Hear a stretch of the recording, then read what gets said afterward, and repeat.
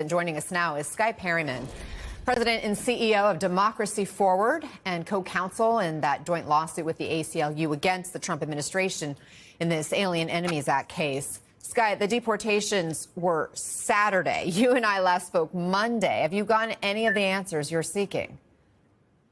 You know, the government continues to believe that it's above the law and to operate in secrecy in this case. So we are continuing. We just got the filing that you referenced in the conversation earlier from the government, and we're continuing to obtain information. But what we haven't seen, of course, is anything, and this is, I think, what every American in this country should be concerned about.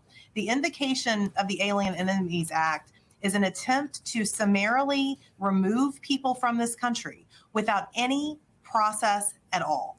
And so we have been submitting information from concerned family members who believe that people may have been removed from this country who were not actually members of gangs or had no basis for being removed, but have been removed from the country without any process at all. That is the real problem here. And then the doubly concerning problem, and something that should concern every American, is the way in which the government has been operating in this case, suggesting at times that there is a question as to whether it has to follow a district court order from a federal judge. And so we believe this is a highly concerning situation. We're working every day with a great team of attorneys to try to protect not just our clients in this case, but everyone in this country who this is a real threat for.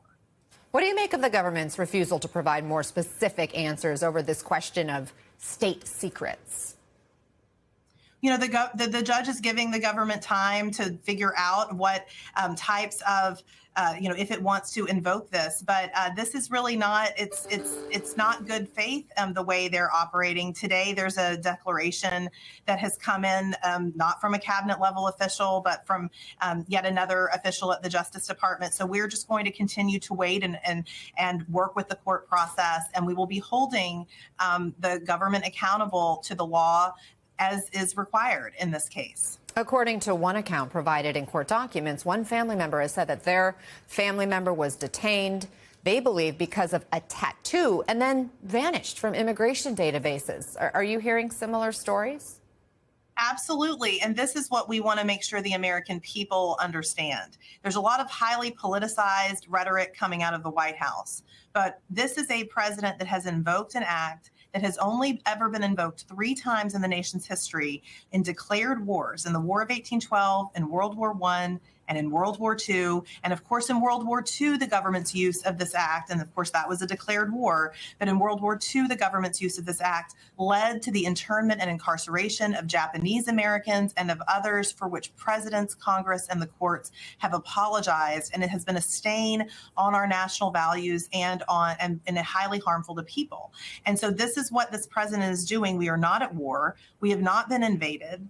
And they are seeking to remove people from the country without any process. If they are confident that individuals need to be removed from the country, there are plenty of lawful ways to do that. And so every American should be suspicious and concerned about what is happening in this case. Border crossings are at their lowest levels in decades. The president even posted on social media at one point that the invasion is, quote, over.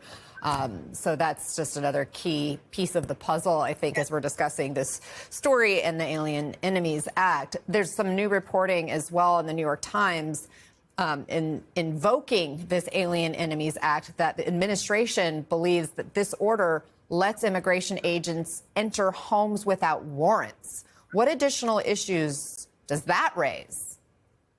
Well, this is, again, you're seeing this for what it is. This is a concerning problem for every single American and for anyone that believes in our free society and the limits of governmental and presidential power. So this is why this case is so important. It's why we're in this case. And I did want to mention something, since you brought up the continued social media post from government officials, including the president. I mean, these people are trying to have a federal court believe that there is something that is so secretive that they can't even provide it to a federal judge, a federal judge in a confidential setting. But yet every day they're taking to social media and posting videos and posting things about the very things that they're saying are so secret. So there is a lot of hypocrisy going on, but there's also a lot of harm going on. And, we all need to think about, how would we feel if this if the government was doing this with our loved ones, with people in our neighborhood, with people in our families, with people in our communities.